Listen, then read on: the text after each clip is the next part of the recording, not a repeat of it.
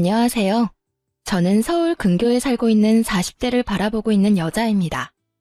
저는 결혼 생활을 하는 동안 큰 아픔을 여러 번 겪게 되었는데요.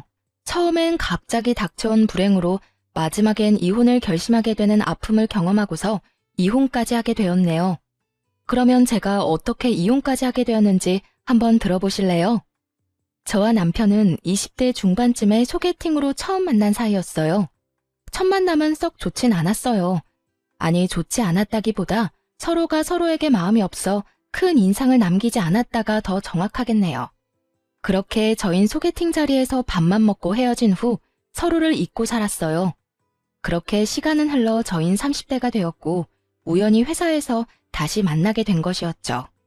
그런데 참 이상한 일이 일어났어요. 단 한 번의 만남 이후 몇 년이 지나 다시 남편을 만났는데 언제 어디에서 소개팅한 남자였는지 딱 떠오르는 것이 아니겠어요?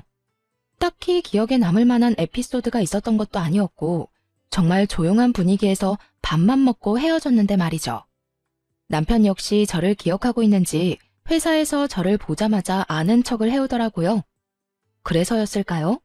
평소에 운명론을 믿지도 않던 저였는데 이상하리만큼 운명이란 단어가 제 뇌리에 꽂혀 물 흐르듯 자연스럽게 마음이 가기 시작하더니 정신을 차려보니 결혼까지 한 사이가 되었더군요. 그렇게 한 결혼, 마냥 행복하진 않았습니다. 전 3번의 유산을 경험하게 되었고 저와 남편은 점점 지쳐갔으니까요. 남편은 괜찮다며 저를 위로하고 달래주었지만 그런 남편 역시 점점 지쳐가는 게 눈에 보이더라고요. 그렇게 실망에 실망을 더해가던 어느 날, 남편이 도저히 버틸 수가 없었는지 저에게 이런 말을 해오더라고요. 여보, 우리 이제 그만하자. 더는 임신 때문에 우리 행복까지 깎아먹는지 그만해. 나 당신이 점점 지쳐가는 모습 보는 게 너무 힘들어. 그러니까 우리 이제 우리 행복만을 위해서 살자. 그래도 될까? 사실 나도 너무 힘들어. 그런데 부모님들은 어떻게 해? 많이 기다리고 계시잖아. 일단은 비밀로 해. 괜한 스트레스 만들지 말자고. 시간이 지나면 부모님들도 포기하시겠지. 그리고 우리 인생 우리가 사는 거지 부모님들이 살아주는 것도 아니잖아. 그러니까 그런 걱정하지 말고 당신은 앞으로 당신 생각만 해. 포기하고 싶은 순간이 한두 번이 아니었기에 남편의 말이 참 고맙기도 반갑기도 하더군요. 그날 이후 저와 남편은 계속 다녀왔던 병원도 가지 않고 그저 자연 임신을 기다리며 마음 편히 지내려고 노력했어요. 다시 한번 기회가 닿아 임신이 된다면 참 좋은 일이지만 그렇지 않다면 우리 둘만 행복하게 살자고요. 그렇게 2년이 지난 어느 날 저에게 다시 한번 기적이 찾아왔습니다. 네, 자연 임신이 된 것이었어요. 이번엔 무슨 일이 있어도 기적처럼 찾아온 생명을 지키고 싶었기에 전 임신 사실을 알자마자 회사까지 그만두고 몸조리에 힘썼어요. 이미 3번의 아픔으로 인해 잃었을 때 허망함과 절망감에서 오는 슬픔을 누구보다 잘 알던 남편과 저는 조심 또 조심하며 지내고 있는데 문제는 다른 곳에서 일어났습니다. 그건 다름 아닌 시모의 입이었어요. 시모는 임신 사실을 알린 순간부터 계속해서 부정적인 말을 저에게 쏟아내더라고요. 어머님, 저 임신이에요. 임신? 너희 소식 없길래 애 없이 살려나 보다 했는데 그건 아니었나 보네. 그래, 이번엔 몇 달이나 있다가 또 유산하려고 그러니? 처음엔 제 두 귀를 의심했습니다. 이게 3번 유산한 며느리한테 할 말이라고 생각하시나요? 놀랍게도 시모는 저에게 이런 말을 했고 더 놀라운 것은 그 뒤로 이어진 시모의 말들이었어요. 어머님, 그게 무슨 말씀이세요? 어떻게 그런 말씀을 하실 수가 있으세요? 뭐 틀린 말 있니? 매번 임신만 하면 뭐해? 출산을 못하는데. 말 나온 김에 물어나 보자. 도대체 뭐가 문제이길래 임신만 했다 하면 유산을 하니? 다른 집 며느리들은 몇씩 잘 만났던데. 내 친구들은 며느리한테 이제 그만 좀 낳으라고 했다 그러더라. 그럴 때마다 내가 참 할 말이 없어서. 내 아들씨가 이상이 있을 리는 없고 네 몸이 문제겠지. 그러니까 요즘 며느리 들이기 전에 건강검진 싹 시켜서 데리고 온다고 그 난리들이지. 이렇게 하자 있는 물건인 줄 꿈에도 모르고. 시모는 저를 보고 하자 있는 물건이라고 하더군요. 그 순간 마음이 얼마나 울컥하는지 정말 어른만 아니라면 욕을 한 바가지 해주고 싶은 심정이었어요. 아니, 그냥 어른이었다면 그냥 욕이라도 실컷 했을 텐데 다른 사람도 아닌 남편의 부모님이니 입에 맴도는 욕이 차마 입 밖으로 나오지 못하더라고요. 아무리 그렇다고 해도 하자 있는 인간이라니 그렇게 생각하시는 줄은 꿈에도 몰랐네요. 임신만 했다 하면 유산하는 며느리를 시어미가 어떻게 생각하는 줄 알았니? 이때껏 입 다물고 있으니 그저 널 이뻐하는 줄 알았어? 그냥 이때까진 참은 거야. 이런 시어미가 또 있는 줄 아니? 다른 시어머니들 같으면 너 연달아서 유산했을 때 진작 내쫓았을 거다. 집안 대를 끊어먹으려고 작정한 것도 아니고 아들 귀한 집에 시집와서 번번이 유산을 하니 내가 너 같은 것도 며느리라고 모시고 산다고 아주 화병이 다 나겠구나. 시모는 그동안 이 말들을 저에게 하고 싶어서 어떻게 참았을까 싶을 정도로 저에게 막말과 폭언들을 쏟아내더군요. 가만히 시모의 말을 듣고 있던 저는 결심했습니다. 저 역시 이젠 더는 참고만 있지 않겠다고요. 아, 그랬어요? 그러면 하자 있는 며느리는 어머님 화병 방지를 위해서 무사히 출산할 때까진 시댁에 발걸음도 하지 않도록 할게요. 괜히 제사 생신 명절에 시댁 가서 설치다가 또 유산이라도 하면 어머님 화병으로 쓰러지지 않겠어요? 그러면 그런 줄 아시고 전화 끊어주세요. 어머님께 좋은 말들을 너무 많이 들어서 그런지 배가 당겨서 좀 쉬어야 하겠네요. 들어가세요. 저는 전화를 끊어버렸고 제 말에 화가 머리끝까지 난 시모에게서 전화와 문자가 쉴 새 없이 왔지만 전 다 무시해버렸습니다. 그리곤 시모에게 말한 것처럼 정말 시댁의 발길을 끊어버렸고요. 저는 다시 한번 찾아온 기적 같은 아기를 지켜야 했을 뿐만 아니라 저를 하자 있는 인간이라고 그것도 제게 직접 말하는 시모와 더는 사이좋은 고부관계를 이어나가는 것이 의미 없다고 생각했기 때문이죠. 뭐 그전에도 그렇게까지 사이좋은 고부관계는 아니었지만 이 사건이 발화점이 되어버렸던 것이었죠. 그 후로도 시모는 끈질기게 연락을 해왔고 어쩌다 통화라도 되는 날이면 안부를 묻기는커녕 좋지 않은 말들로 제 신경을 긁어놓기가 일쑤였죠. 전 결국 시모의 연락을 피하기 시작했고 상황이 그렇게까지 되자 남편에게 연락해 한바탕 난리를 쳤는지 남편의 입에서도 말이 나오기 시작하더군요. 처음엔 시댁엔 발걸음도 하지 않겠다는 제 뜻을 적극적으로 지지해줬던 남편이었는데 시모의 곡소리엔 어쩔 도리가 없는 것인지 저를 설득하기 시작했어요. 시모의 생일을 며칠 앞둔 날, 남편은 다른 때보다 좀 더 간절하게 저에게 부탁을 해왔습니다. 여보, 엄마 생신 얼마 안 남은 거 알지? 제사는 그렇다 치더라도 생신은 가야 하지 않을까? 아, 당신은 내가 참석했으면 좋겠어? 어머님이 또 나한테 얼마나 모진 말을 할 줄 뻔히 알면서도 그건 내가 엄마한테 잘 말해뒀어. 당신한테 다신 그런 말 같지도 않은 말 하면 나도 영 끊어버릴 거라고. 그러니까 날 믿고 마지막이라는 생각으로 참석해주면 안 될까? 이대로 영영 영 끊고 살 수도 없을 테고 이쯤에서 못 이기는 척 참석하면 엄마도 아무 말 하지 않을 거야. 생각할 시간을 좀 줘. 당신 마음도 이해가 안 되는 건 아닌데 나도 워낙 어머님께 받은 상처가 커서 쉽사리 결정이 안 서서 그래. 이해해. 그러면 생각해보고 이야기해줘. 고민되더라고요. 남편의 말처럼 영영 연을 끊고 살 순 없다는 생각이 들긴 했으니까요. 그때까진 시댁과의 연을 영영 끊어버릴 생각은 전혀 없었기에 고민은 더욱 깊어만 갔고 깊게 고민해본 끝에 결국 참석하기로 했어요. 나 내일 어머님 생신 참석할게. 선물은 준비했어? 아직이면 내가 오늘 나가서 준비할까? 아니, 그냥 용돈 좀 드리지 뭐. 당신은 몸만 가면 돼. 당신이 참석하는 것 자체가 선물이지 뭐. 그러면 내일 저녁에 퇴근하고 데리러 가면 되는 거지? 아니야, 방향도 다른데 뭐하러. 그냥 내가 택시 타고 식당으로 갈게. 정말 고마워. 어린아이처럼 좋아하는 남편의 모습을 보니 마음을 돌려먹길 잘했단 생각이 들더군요. 그래서 전 이왕 참석하기로 한 거 시모가 무슨 말을 하든지 간에 한 귀로 듣고 한 귀로 흘려보내기로 했습니다. 남편이 막아주겠다고 했지만 제가 아는 시모는 남편이 막는다고 한들 막힐 사람이 아니었으니까요. 그렇게 다음날 전 저녁 시간에 맞춰 준비를 하고 집을 나섰어요. 어떻게 먹은 마음인데 저는 그날 결국 시모의 생일 자리에 참석하지 못했습니다. 교통사고가 나버렸거든요. 상대방 운전자가 막무가내 끼어들기식의 거친 운전이 원인이 된 교통사고였습니다. 사고는 꽤 크게 났고 천만다행으로 몸은 다치지 않았지만 많이 놀란 탓인지 배가 뭉치며 아파져 왔고 저는 급하게 병원으로 이송되었어요.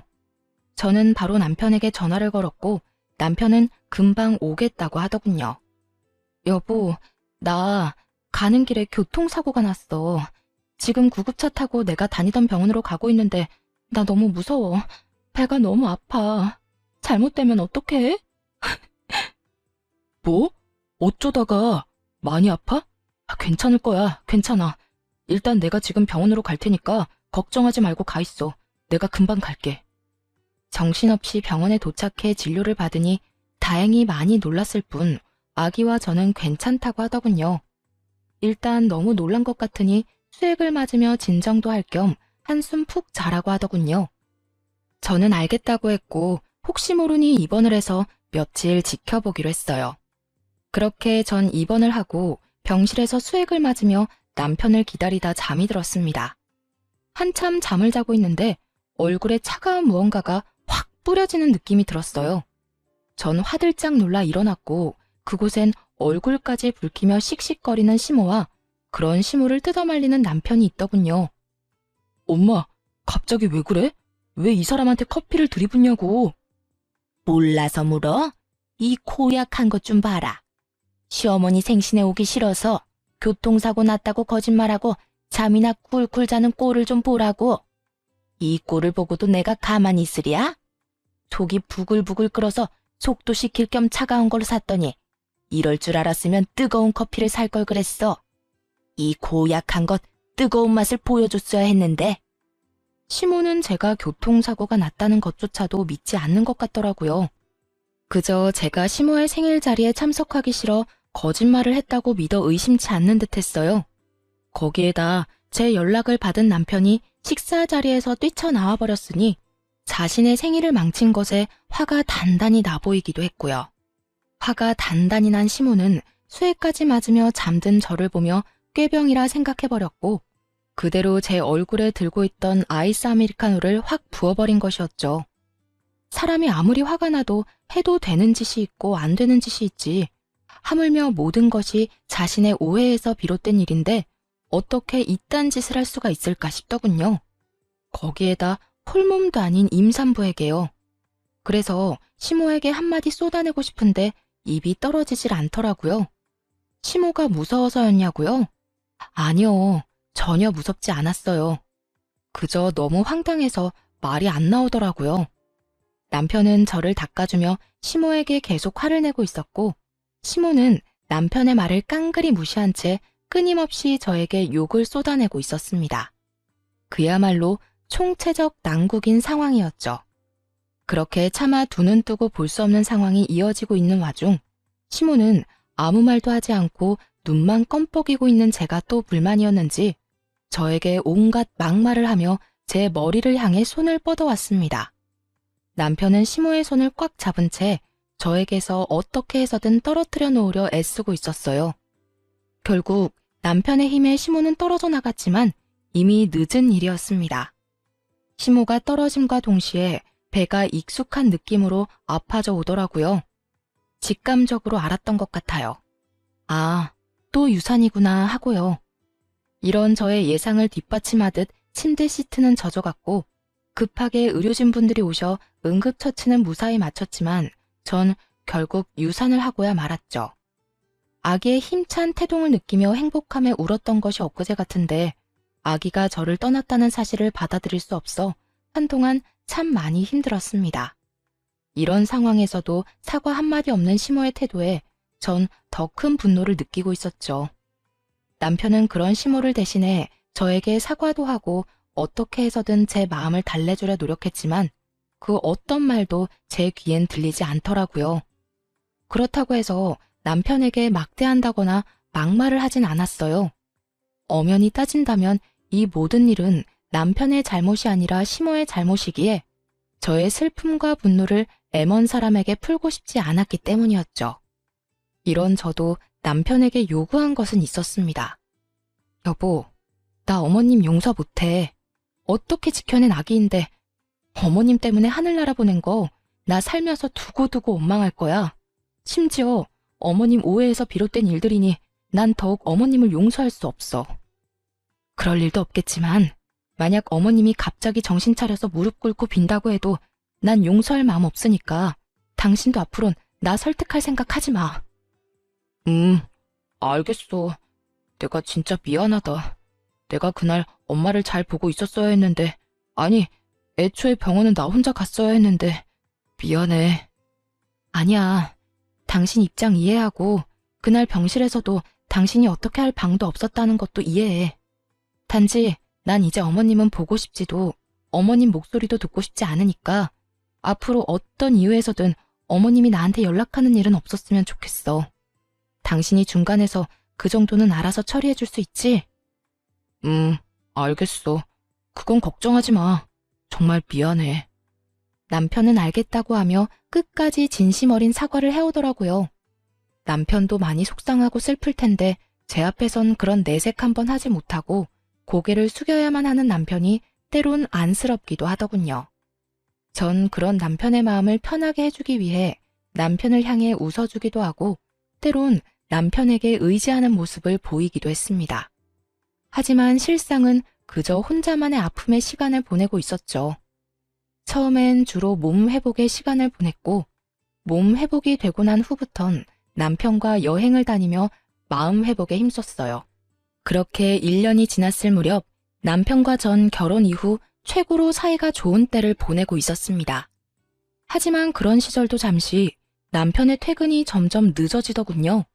그 당시 일이 바쁜 것도 사실이었고 진급도 앞두고 있던 시기이기도 했고요. 일이 바쁘다 보니 퇴근은 늦어졌고 그렇다 보니 남편은 늘 피곤함에 찌들어 살았어요. 그런 와중에 출장도 잦아지더군요. 처음엔 같은 회사를 다녔으니 출장이야 가끔 급하게 가야 하는 일도 있다는 것을 잘 알고 있던 터라 대수롭지 않게 여겼지만 그런 일이 잦아지니 아무래도 의심스러운 마음을 지울 수가 없는 상황이었어요. 그래서 전 혹시나 하는 마음에 회사를 다닐 때 친하게 지내던 동료에게 연락을 해 은근히 떠보았고 그 결과 남편의 출장이 잦아진 것이 맞다고 하더라고요. 하지만 확인을 했음에도 불구하고 불안한 예감은 쉽사리 사라지지 않았고 그 불길한 예감이 맞았다는 사실을 알게 된 건 얼마 지나지 않은 어느 날이었습니다. 그날도 갑자기 집으로 돌아온 남편이 숨쉬듯 자연스럽게 출장을 이야기를 꺼내더군요. 여보, 나 또 출장 가. 이번엔 좀 길게 갈 것 같아. 한 일주일 정도? 일주일이나? 요즘 회사에 무슨 일 있어? 무슨 출장을 이렇게나 자주 가? 무슨 일은 그냥 급하게 처리해야 하는 일들이 많아서 그래. 가서 일정 빨리 마무리하면 더 짧아질 순 있겠지만 스케줄상 아마 일주일 채워야 될 것 같긴 해. 그러니까 당신도 마음 편히 일주일이라고 생각하고 있어. 알겠어. 가서 술 너무 많이 먹지 말고 끼니 꼭 챙겨 먹고.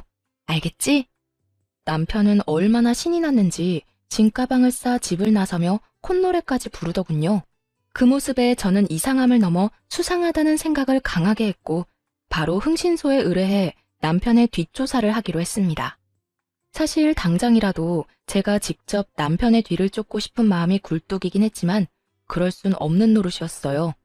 혹여 제가 뒤를 쫓다 들키기라도 하는 날엔 남편이 절 어떻게 생각하게 될지 상상만으로도 끔찍한 지경이었기 때문이었죠.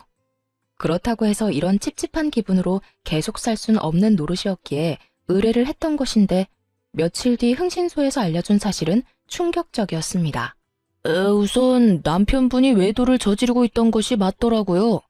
예상하셨던 대로 이번엔 출장이 아닌 여행이더라고요. 그런데 좀 특이한 게 동행하신 분이 또 계세요. 그건 아무래도 직접 보시는 게 나으실 것 같아 따로 묶어서 보내드릴 테니 확인해 보세요. 아직 며칠 남았으니 더 지켜보다 특별한 일 있으면 다시 연락드리겠습니다. 전화를 끊고 받은 사진들과 정보들은 정말 제 입이 떡 벌어지기에 부족함이 없더군요. 상간녀는 남편의 회사에 다니고 있는 20대 여자로 회사 사장 조카라고 하더군요. 남편의 출장길엔 늘 동행했던 것으로 예상이 되는데 이상한 점은 출장을 함께 가면 상간녀도 거래처 사람들을 만난다거나 다른 일을 한다거나 해야 하는데 오로지 남편만 일을 하고 그 시간 동안 상간녀는 늘 쉬고 있는 것이 이상했다고 하더라고요. 그래서 알아보니 남편이 출장을 갈 때마다 상간녀는 회사를 쉬고 남편을 따라 출장길을 함께 했던 것이었습니다. 아마 매번 남편과 함께 출장을 갈 방도가 없으니 그렇게 했던 것 같더라고요. 그러고 보니 떠오른 남편의 말이 있었어요. 이번에 우리 부서에 낙하산 들어왔어. 낙하산? 웬 낙하산? 사장 조카라는 여자애 하나가 들어왔는데 아무리 낙하산이라도 그렇지 일을 전혀 못하는 거 있지? 어떻게 기본 지식도 없는 핏덩이를 우리 부서에 넣을 수가 있어. 진짜 짜증나서 일할 맛 안 난다니까. 핏덩이라고 칭하며 욕을 해대더니 그 핏덩이와 외도나 저지르는 꼴이라니 정말 구역질이 다 나올 지경이더라고요. 거기에다 두 사람이 만난 시기 역시 참 충격적이었어요. 정확한 시기는 알 수 없으나 두 사람의 대화와 회사에 알아본 시기로 추측해보건대 적어도 몇 달은 되어 보인다고 하더라고요. 몇 달 전이라고 함은 남편과 한창 사이가 좋을 때로 저는 아무것도 모르고 남편에게 고마워하며 남편에 대한 애정을 키워나갈 때 남편은 외도나 저지르고 있었다니 정말 치가 떨려오더군요. 거기에다 정말 가관인 건 뭔지 아세요? 흥신소 직원분이 말했던 또 다른 동행인이 다름 아닌 시모였단 사실이었습니다. 상간녀와 다정히 팔짱을 끼고 있는 시모의 모습을 본 순간 정말 눈이 뒤집히는 게 어떤 느낌인지 알 것 같더라고요. 특히나 이번 출장길이 사실은 출장이 아닌 상간녀와 함께 시모를 모시고 간 여행길이란 걸 안 순간 세 사람이 어떤 추악한 계획을 세우고 있는지 훤히 다 보이더군요. 제가 누구 때문에 아기를 잃고 어떻게 그 힘들고 절망적인 순간들을 이겨냈는데 그런 제 뒤에서 남편과 시모는 이딴 짓거리나 저지르고 다녔다니 이혼을 해도 곱게 이혼을 할 수는 없는 노릇이었습니다. 일단 전 친하게 지내던 예전 회사 동료를 만나 사실을 말해주며 상간녀에 대해서 알아보기로 했습니다.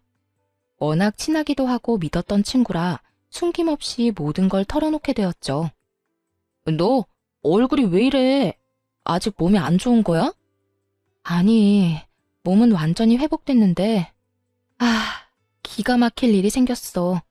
회사에 사장님 조카 다니고 있지? 그 여자애랑 내 남편이랑 바람 피우고 있더라. 그래서 오늘 너한테 만나자고 했어. 뭐? 지금 그 말이 사실이야? 어디 할 짓이 없어서 유부남을 건드려. 어쩐지 눈웃음 살살 치고 다니더라니. 와, 현욱 씨가 바람 피울 줄은 진짜 상상도 못했다. 아마 사장 조카라는 게 크게 한몫을 한 것 같더라. 처음엔 어린 핏덩이 낙하산이라고 하면서 싫어했었거든. 그런 인간이 왜 갑자기 사랑하는 마음이 생겼겠어?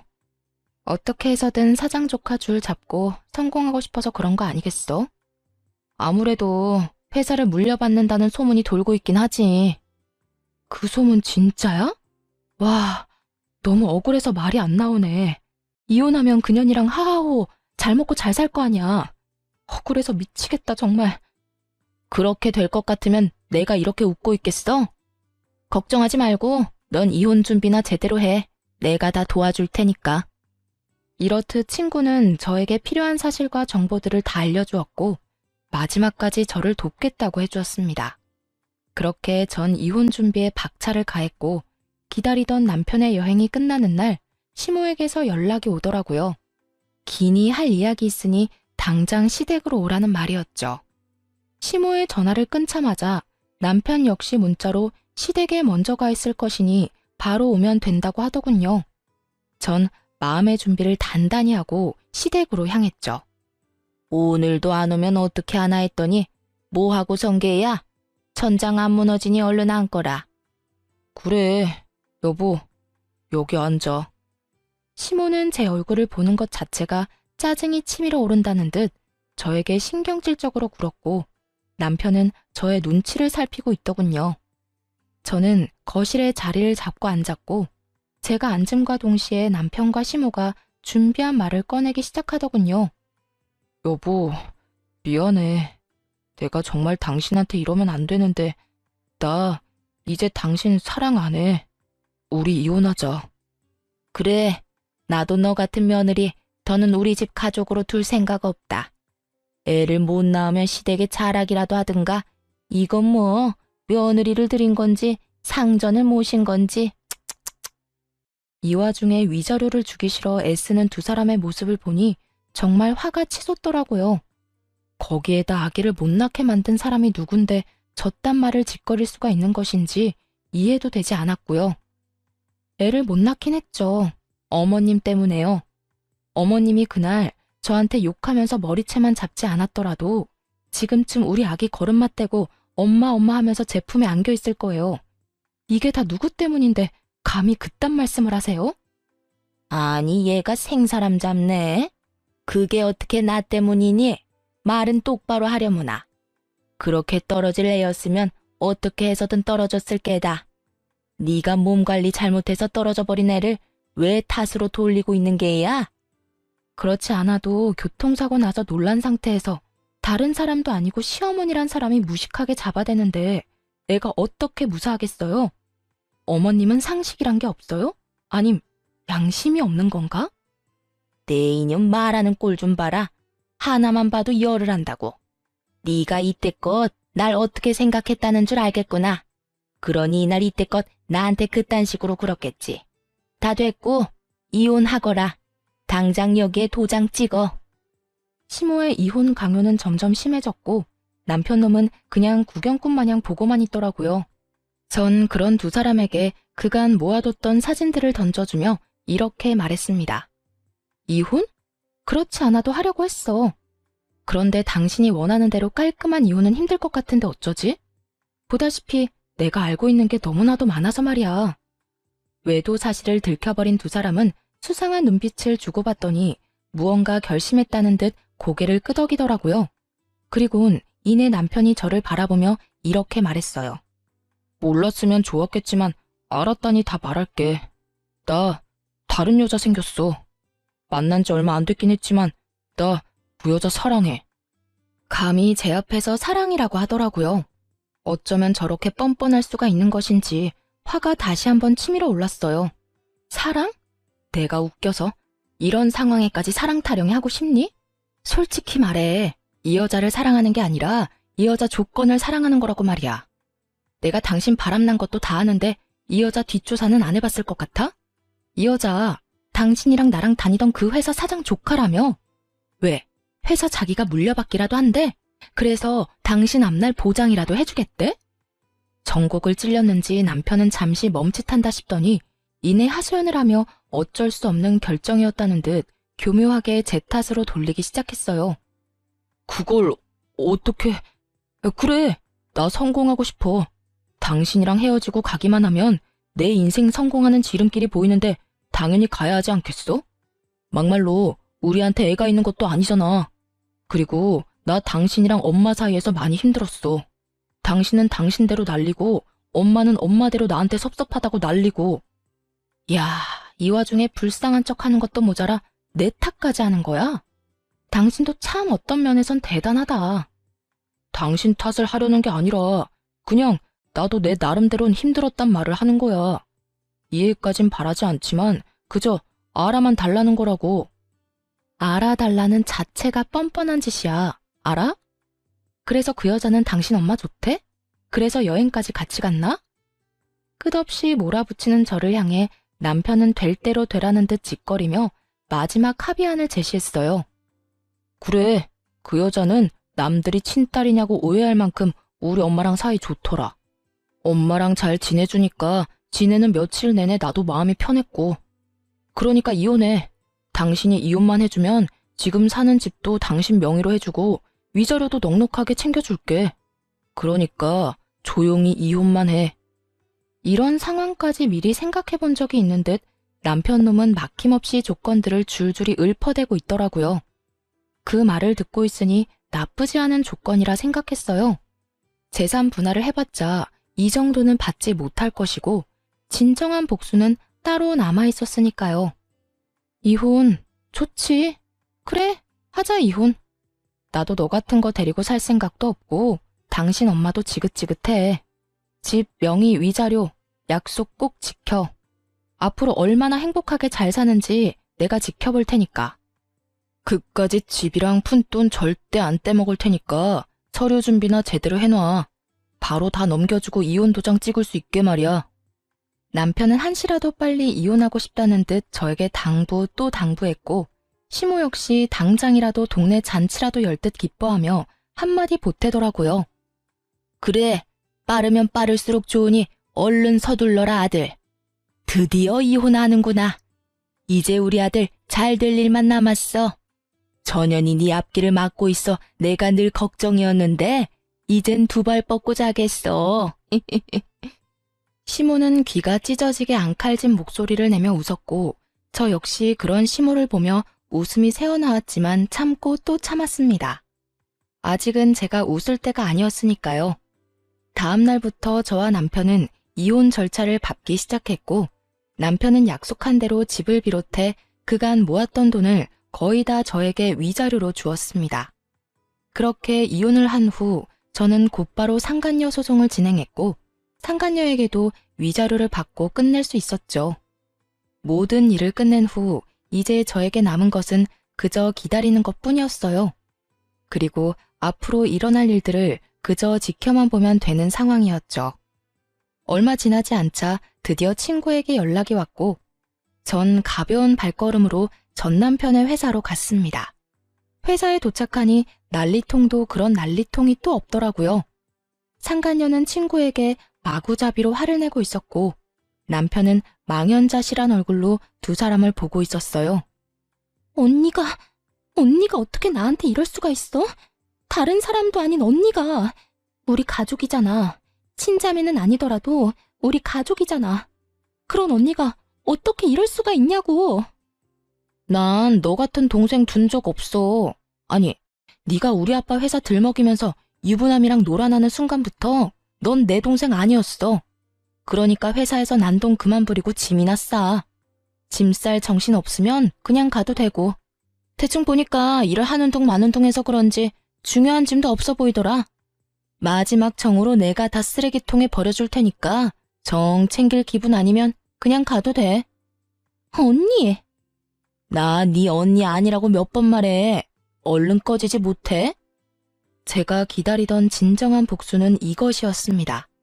사실 저에게 도움을 주던 친구는 사장의 친딸이었던 것이었죠.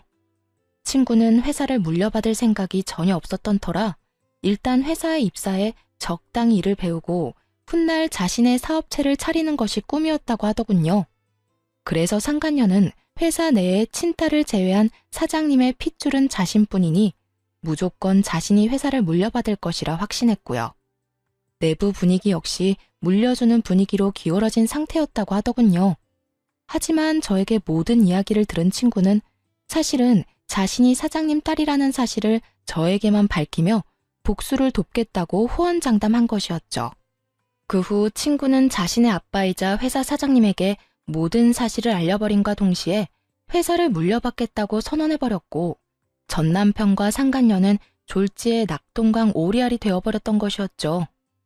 언니, 어떻게 나한테 이렇게 매정하게 굴어? 나 여기서 쫓겨나면 집에서도 쫓겨나는 거 잘 알잖아. 그러지 말고 제발 나한테 회사 안 물려줘도 되니까 우리 집에는 비밀로 해줘. 회사도 그냥 다니게 해주고, 응? 이렇게 빌게. 상간녀는 울고불고 하며 손이 발이 되도록 빌기 시작했고 친구는 그런 상간녀를 냉정하게 내려다보며 이렇게 말하더군요. 이게 빈다고 끝날 문제야? 그리고 나한테 빌긴 왜 빌어? 네가 정말로 잘못한 사람은 따로 있는데 네가 정말 그 남자를 사랑했든 말든 내 알 바 아니고 관심도 없는데 인생 그렇게 살지 마. 너 그렇게 남 눈에 눈물 나게 하면 네 눈엔 피눈물 나는 법이야. 알겠어. 알겠다고. 내가 정말 잘못된 행동한 거 지금 죽어라고 후회하고 있다고. 그러니까 언니가 좀 해결해줘. 언니가 그 정도는 해줄 수 있잖아. 내가 왜? 난 그럴 생각 전혀 없으니까 네가 싼 똥 네가 치워. 알겠어? 상간녀는 그 자리에 주저앉아 울었고 전 남편은 그제야 다 끝났다는 것을 체감했는지 주변 눈치를 살피며 자리에서 일어나더군요. 그 순간 그만 저와 눈이 마주쳐버렸고 집도 저에게 주고 큰 금액의 위자료까지 주느라 거지가 되어버린 전 남편은 순간 제가 동아줄로 보였는지 불이 나게 제 앞으로 달려오더군요. 그리곤 깃털보다도 가벼운 무릎을 꿇고 저에게 빌기 시작했어요. 여보, 내가 잘못했어. 당신도 다 봤지. 전현이 날 속였어. 전현이 날 꼬시지만 않았더라도 내가 그딴 정신 나간 짓은 하지 않았을 거야. 넌 지금 그걸 변명이라고 하니? 네가 그렇게 말하면 아, 그랬구나 하고 내가 다 용서할 줄 알았어? 그게 아니라 난 그냥 내 상황이 그렇다고 알려주고 싶어서 그랬어. 당신도 알다시피 나 당신한테 위자료 준다고 돈도 없고 회사에도 외도남으로 낙인 찍혀서 곧 그만둬야 할 상황이야. 내가 이런 꼴이 됐는데 당신 마음 아프지 않아? 당신 그래도 날 사랑했었잖아. 그러니까 그간의 정을 생각해서 나 좀 용서해주고 나 좀 받아주면 안 될까? 다른 여자를 사랑해서 이혼하자던 전 남편은 이제 저에게 사랑 타령과 더불어 그간의 정을 호소하며 용서를 구하더라고요. 진심이라곤 티끌만큼도 들어가지 않은 용서를 말이죠. 내가 받아줄 것 같아? 용서가 될 것 같냐고. 당신, 나 마지막으로 유산하고 나랑 여행 다니고 하면서 몰래 저 여자랑 연락하고 다녔지?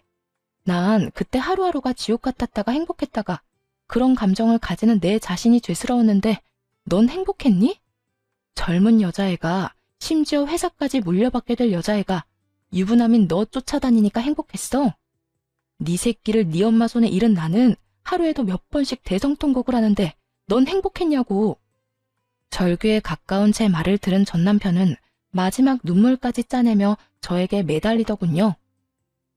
내가 정말로 면목이 없는 상황인 거 다 알아. 내가 죽일 놈인 거 다 안다고.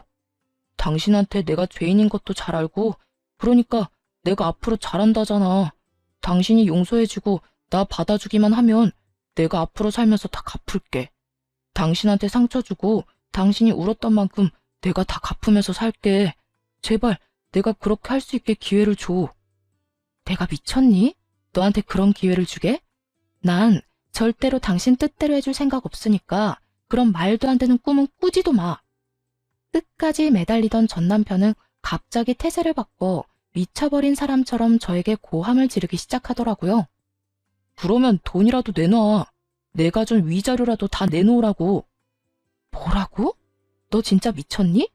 그 돈 네 말대로 위자료야. 내 정신적 고통에 대한 손해배상금이라고. 그런 돈을 내가 미쳤다고 너한테 돌려주겠어? 재판 갔으면 그 돈의 절반도 못 받을 거 당신도 잘 알고 있잖아. 그래, 내가 많이 양보해서 절반만 되돌려 받을 테니까 그거라도 내놔. 얼른 내놓으라고. 참다 못한 저는 고함을 지르는 남편의 뺨을 시원하게 날려버리고 말았어요. 그제야 정신이 조금 돌아왔는지 토끼 눈을 하고 저를 보더라고요. 이제 정신이 좀 드니? 지금처럼 정신 좀 차리고 살아. 앞으로 다신 보는 일 없도록 하자. 제발 부탁이다. 그렇게 전 회사를 나와버렸어요. 뒤에서 상간녀와 남편의 고함과 함께 우는 소리가 들려와 돌아서는 저의 발걸음은 더없이 가벼웠답니다. 그 후로 전 남편과 상간녀는 당연한 수순으로 회사에서 잘렸다고 하더라고요. 상간녀는 유부남과 놀아난 것도 모자라 이혼까지 시킨 사실이 본가에 다 알려져 돈 한 푼 없이 쫓겨났다고 하고요. 더 통쾌한 건 뭔지 아세요?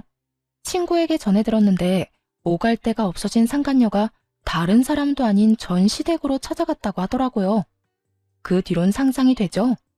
성질 하나 끝내주는 전 시모가 짐까지 싸들고 온 상간녀의 머리채를 잡아 흔들며 내 아들 신세 망친 나쁜 년이라며 있는 욕 없는 욕을 다 했다고 하더군요. 걔도 참 웃기지 않니? 내가 자기 편이라도 들어줄 줄 알았는지 나한테 전화해서 울고불고하며 하소연하는데 내가 기가 막혀서 난 그런 애랑 핏줄로 엮인 사실 자체가 부끄러운 사람이라고. 그나저나 너 진짜 이혼 잘했다 싶더라. 그딴 시모 밑에서 그 세월을 어떻게 버티고 살았어? 듣기만 해도 성질 대단하다 싶던데. 어떤 면에선 전 남편한테 고맙기도 해. 그놈이 바람 피워줘서 이혼할 거라 마음먹을 수 있었으니까 말이야. 아니었으면 난 지금까지 그놈의 사랑 타령하면서 그 집에서 온갖 스트레스 다 받아가면서 살고 있었겠지. 뭐 그렇게 생각하면 그렇기도 하네. 하여튼 너 계속 쉴 거야? 우리 회사 지금 비상인 거 알지? 와서 일 좀 안 할래? 복직하란 말이야.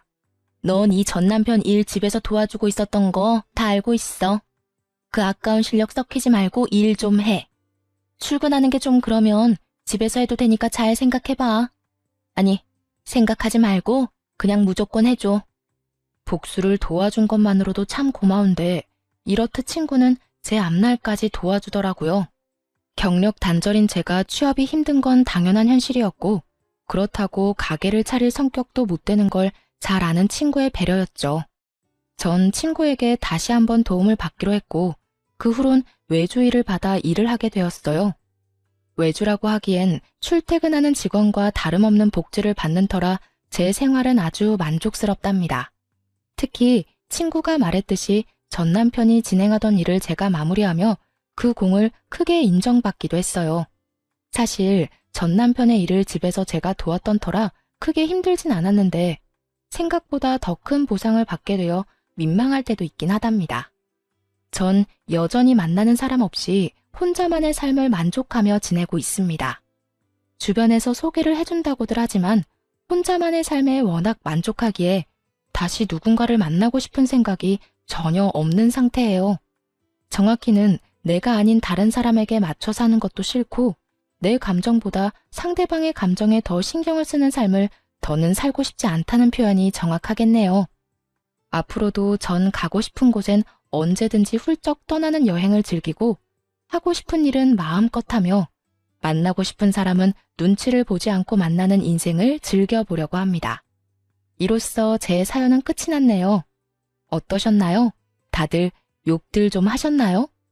전 사연을 들으며 울기도 많이 울지만 빨리 이혼하지 왜 참고만 있냐고 욕을 할 때도 많거든요.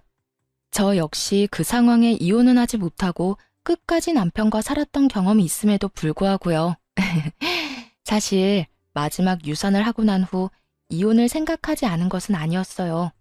전 남편은 아무 잘못도 하지 않았다고 하지만 그런 전 남편과 함께 살다 보면 제가 아무리 싫다고 하며 연을 끊고서라도 언젠가는 다시 만나게 될 사람이 전 시모였으니까요.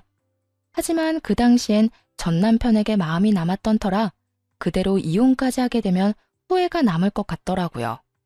결과적으론 더 큰 배신감을 맛보고 이혼을 하긴 했지만 그랬기에 저에겐 미련은 없습니다. 그랬기에 지금 삶이 행복하며 지금껏 느껴왔던 만족감과는 비교도 되지 않을 만큼의 만족하는 삶을 살고 있기도 하고요.